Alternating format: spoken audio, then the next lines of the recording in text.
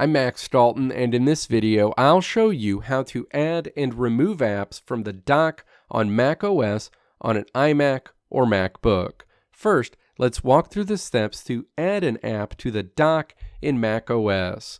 Step 1.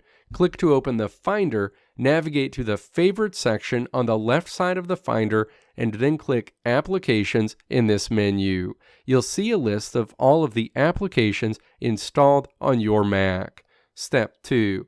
Find the specific app you want to add to the dock. In this example, I want to add the News application to the dock.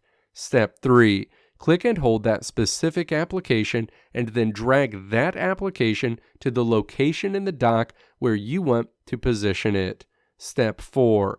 Release the mouse button when you get that app positioned where you want it. That application icon will show up on the Mac dock going forward. Next, let's look at how to remove an app from your dock in macOS. Step 1. Find the specific app you want to remove from your Mac's dock. In this example, I want to remove the Apple Games app. Step 2. Hold down the Control button on your Mac's keyboard and then click your mouse on that app to open a menu. Step 3. Click Options in this menu, and then click Remove from Dock in the submenu. That application will be removed from your macOS dock immediately.